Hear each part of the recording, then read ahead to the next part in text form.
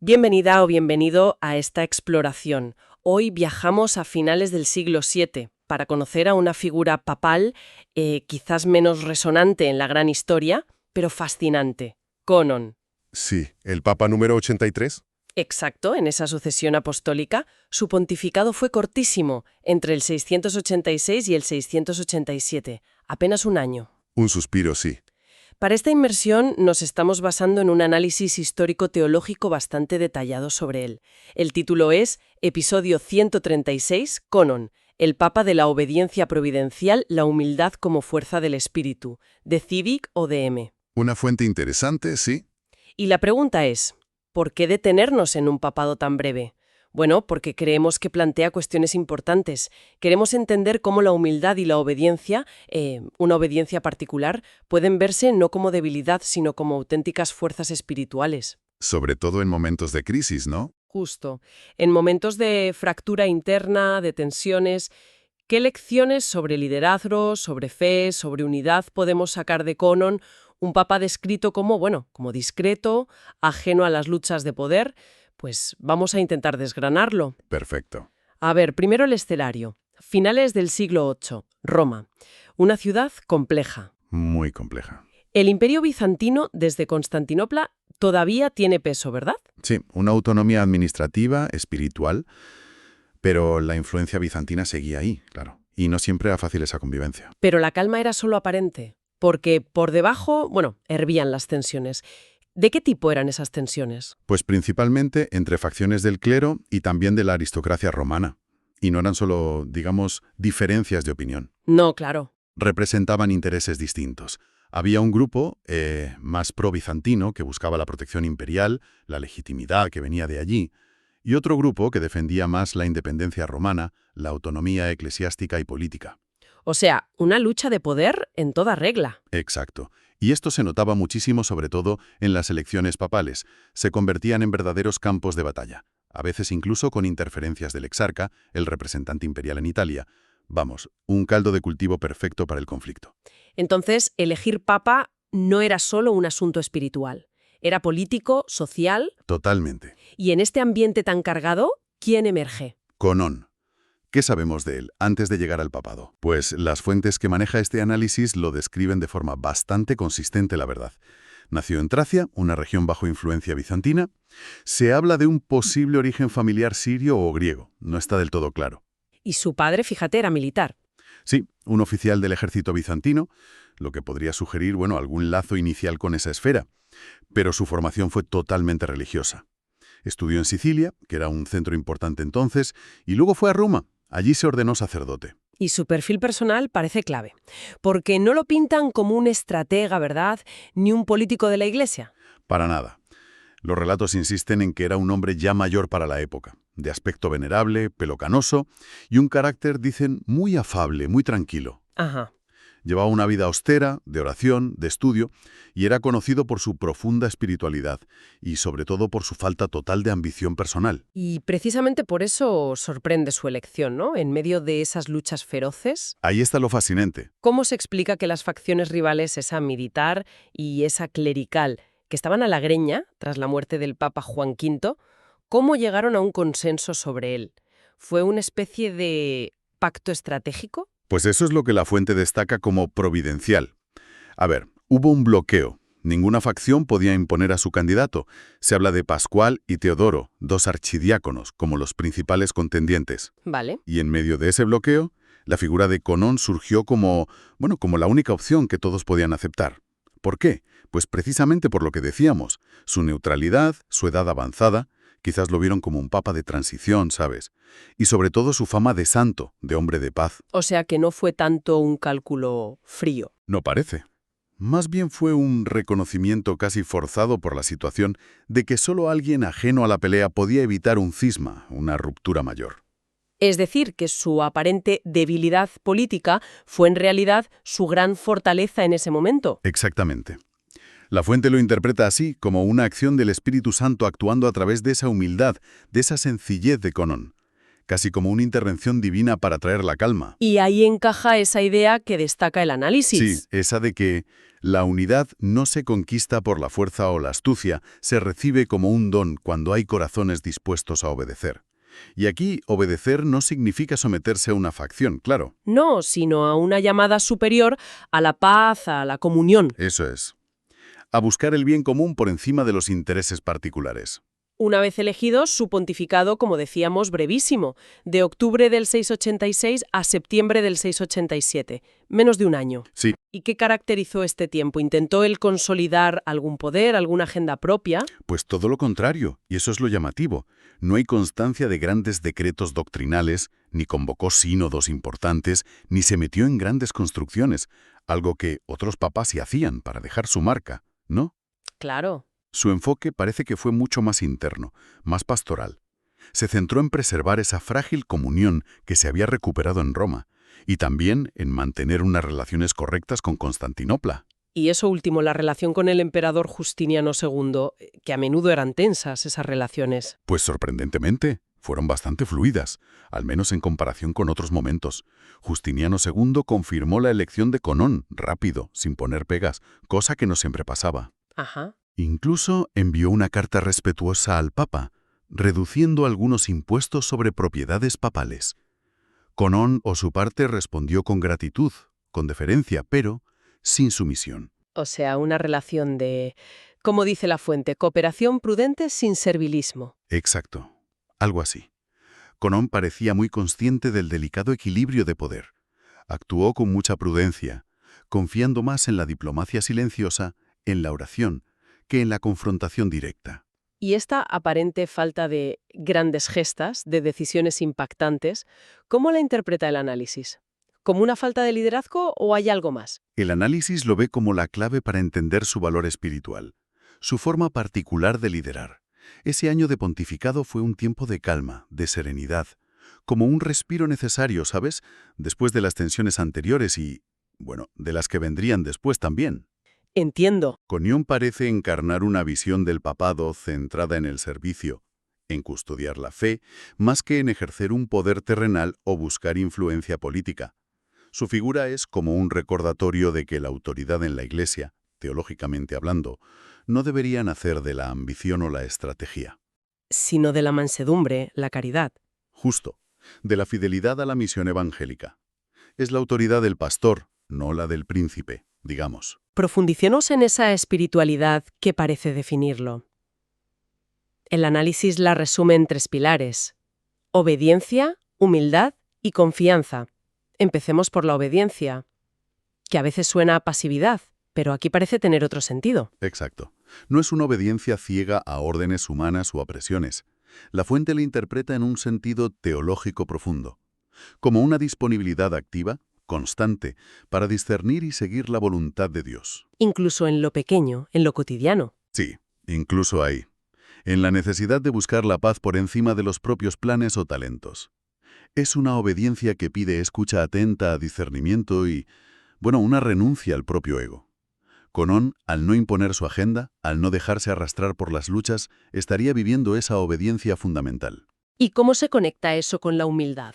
Pues la humildad de Conón no se ve solo como modestia personal. Es la condición que hace posible esa obediencia teológica. Como no buscaba el poder ni la gloria para sí mismo, su humildad actuó como un bálsamo de unidad, lo llama la fuente. Claro, permitió que las facciones rivales lo aceptaran. Eso es.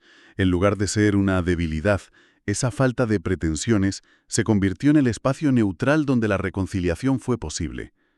Es esa paradoja que a veces ocurre. Se elige lo aparentemente débil, lo que no amenaza, para que la verdadera fuerza, que desde esta perspectiva es la fe, la acción divina, pueda manifestarse. Entonces, esta obediencia humilde no significa inacción, es una forma diferente de actuar. Precisamente. No fue evitar decisiones, sino tomarlas buscando siempre la paz, la comunión, a la luz de lo que él consideraba la voluntad de Dios para la Iglesia en ese momento concreto. En un contexto donde el poder se identificaba con la fuerza, la estrategia, él representa otra cosa. representa al líder como servidor, como pastor. Teológicamente esto conecta con la idea de la Iglesia como cuerpo unido por el Espíritu Santo. La obediencia eclesial, entendida así, como escucha dócil y activa, es lo que permite que el Espíritu mantenga la comunión a pesar de las divisiones humanas. Y Conón parece encarnar esto. La fuente mencionaba una frase potente sobre esto. Sí, quien se abaja, sostiene. Quien renuncia al poder, preserva la unidad. Resume bien esa visión. Sí, encapsula muy bien la interpretación teológica de su pontificado. Su humildad no fue encogerse, fue transparencia, dejar espacio para que actuara algo más grande que él, un reflejo de la enseñanza evangélica sobre el servicio. Y el tercer pilar era la confianza. ¿Confianza en qué, exactamente? Confianza en la providencia divina, en que Dios guía la historia, guía a la Iglesia, incluso en medio de líos tremendos y a través de personas aparentemente sencillas. Comenón, enfrentado a las facciones, a la presión imperial, a las dificultades de Roma, como las hambrunas que hubo. Sí. Parece que gobernó con una calma, una serenidad, que nacían de esa confianza fundamental. No se apoyó en intrigas ni ejércitos. Se apoyó en la oración, en la convicción de que Dios no abandonaba a su Iglesia. Es una confianza activa, que impulsa a actuar con prudencia, con caridad, pero sin la ansiedad de tener que controlarlo todo. Hablando de caridad, aunque su pontificado fue tan corto, ¿tuvo algún impacto real en la vida de la gente de Roma? Porque a veces estos papados tan espirituales parecen, un poco desconectados de lo terrenal. Pues, al contrario, las fuentes destacan su preocupación concreta por las necesidades del pueblo. Coincidió, como decía, con un periodo de escasez, de hambruna en Roma, y se señala que Conón se volcó en distribuir limosnas, alimentos, a los pobres, a los necesitados. O sea que no fue solo un papa de oración y diplomacia interna. No, también de caridad activa. Y además, se preocupó por el mantenimiento de las iglesias de Roma, por fomentar la vida espiritual del clero, animándolos a la oración, a la concordia. Entonces, su santidad no se quedó en algo abstracto. No, se tradujo en acciones concretas de cuidado pastoral. Su liderazgo se manifestó más en la cercanía, en la compasión, en el ejemplo que en grandes discursos. Algunos cronistas posteriores, lo recoge la fuente, lo describen físicamente. Un hombre de rostro bondadoso, mirada serena, cuya sola presencia inspiraba respeto y paz. Interesante. Nos recuerda que la influencia de un líder, también en la Iglesia, no siempre se mide por el ruido que hace. A veces se mide por la paz que irradia, por el bien concreto que hace en silencio. Fue un testimonio vivo de ese liderazgo de servicio. Conón muere relativamente pronto, en septiembre del 687. ¿Y qué pasó después? ¿Se mantuvo esa paz que él había conseguido? Pues lamentablemente no por mucho tiempo. Es significativo que, justo tras su muerte, las tensiones entre las facciones romanas volvieron a estallar con fuerza, durante la elección de su sucesor, Sergio I. Otra vez lío. Otra vez. Volvieron a aparecer candidatos rivales, se mencionan a Teodoro y Pascual, los mismos de antes de Conón, hubo sobornos al exarca bizantino, la situación volvió a ser muy conflictiva, hasta que Sergio I logró imponerse. Vaya. Y esta vuelta a las turbulencias, paradójicamente, lo que hace es resaltar aún más el valor de ese breve periodo de paz y unidad que fue el pontificado de Conón. Como si hubiera sido un paréntesis de calma necesario, pero frágil.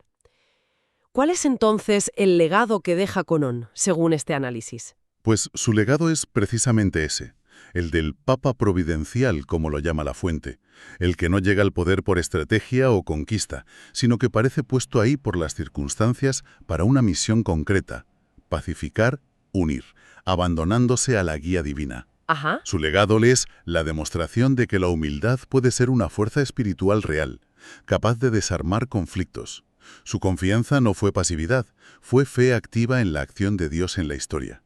Su breve gobierno fue como una respiración de paz en un cuerpo eclesial a menudo muy tensionado. El análisis insiste mucho en esa idea de que la Iglesia se sostiene tanto o más por estos santos silenciosos que por los grandes estrategas o reformadores, ¿no? Sí, esa es una de las conclusiones centrales.